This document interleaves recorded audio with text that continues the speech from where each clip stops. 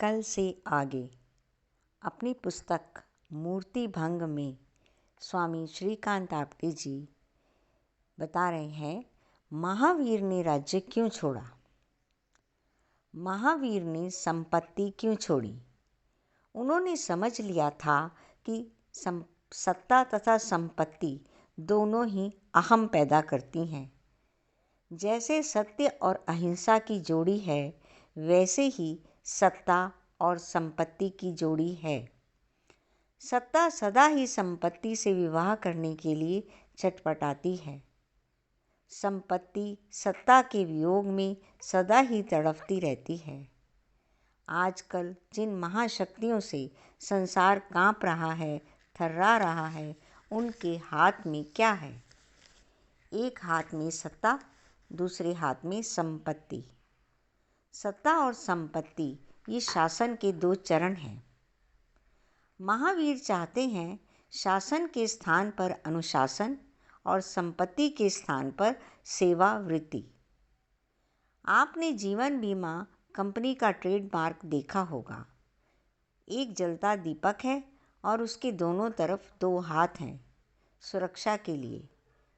हिंसा की हवा से किसी के जीवन दीप को ना बुझने देने वाले दो हाथ हैं। संसार का जीवन दीप खतरे में है। इसे सत्य और अहिंसा रूपी दो अभय हस्त ही बचा सकते हैं।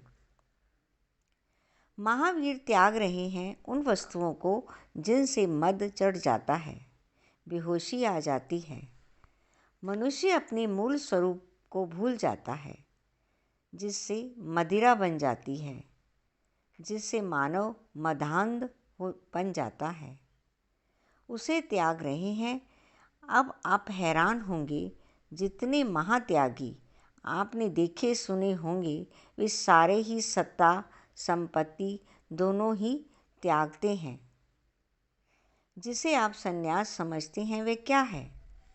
अगर संपत्ति रखते और सत्ता त्यागते हो तो आप सन्यासी नहीं। सत्ता और संपत्ति संसार की दो आँखें हैं जो बाहर ले जाती हैं। सत्य परम सत्य का दर्शन करना है तो दोनों आँखें मूंद लो, तभी अंतर्ध्यान हो सकते हो।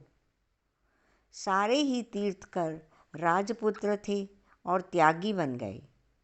एक आँख मूंद कर अंतर्मुख ध्यान नहीं हो सकता। राजा राम ने सत्ता और संपत्ति दोनों त्यागे। हरिश्चंद्र ने वैसा ही किया। आज के युग में गांधी ने भी वैसा ही किया। बुद्ध ने सत्ता और संपत्ति दोनों त्यागे। अगर आपने जगत के असली स्वरूप को जानना है तो सत्ता तथा संपत्ति के नाश के बाद ही जगत का असलीपन आपके सामने आएगा।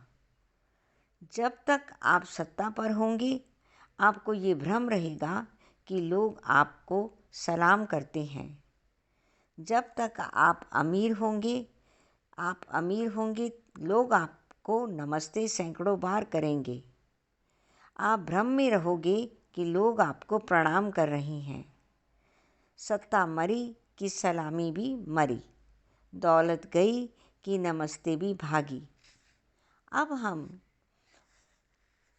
अब हम लोग जहाँ पर महावीर को याद कर रहे हैं, क्या उनके राजेपन को याद कर रहे हैं या उनकी धन दौलत को याद कर रहे हैं? हम उनके सत्ता संपत्ति की बेड़ियों से मुक्त चरणों पर शीश झुकाने आए हैं। उनके त्याग की विजय गाथा गाने आए हैं। यहाँ सहज रूप में मुझे अपनी जीवन प्रसंग की याद आ रही है। जब मेरे परम कृपालु पिताजी ने मुझे निर्धन फकीर बनाया। पिताजी ने मुझे भारत माँ की झोली में डाल दिया। पैसा राष्ट्रीय फंड में, पुत्र राष्ट्रीय गोद में। जब ये समाचार मेरी दादी ने सुना, तब एकांत स्थान में मुझे बिठाकर उसने कहा, तूने अपना सब कुछ लुटा दिया है। अब तू गरीब, फकीर, निर्धन हो गया है। अब तुझे संसार की असलियत का पता लगेगा। अब संसार का नग्न सत्य तुझे दिखाई पड़ेगा। संसार तेरे स्वाभिमान को बहुत बार जख्मी करेगा। उस समय ईश्वर को याद करना। गरीब तो हो गए हो, किंतु दीन मत बनना। ईश्वर तुम्हारा कल्याण करेगा। जिंदगी के अनुभवों से मैंने सीखा कि सत्ता विहीन, संपत्ति विहीन जिंदगी ही सन्यासी की जीवन यात्रा है। जिंदगी के अनुभवों से मैंने सीखा कि सत्ता विहीन, संपत्तिहीन जिंदगी ही सन्यासी की जीवन यात्रा है। मैं महाराष्ट्र में रहा, उत्तरी गुजरात सौराष्ट्र में रहा, दक्षिणी गुजरात में रहा, कर्नाटक, बंगाल, उड़ीसा, बहुत जगह रहा।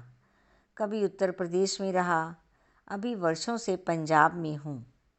हरियाणा में रह चुका हूँ, हिमाचल में भी निवास किया है और जीवन अनुभूतियों से लबालब भरा प्याला बन गया।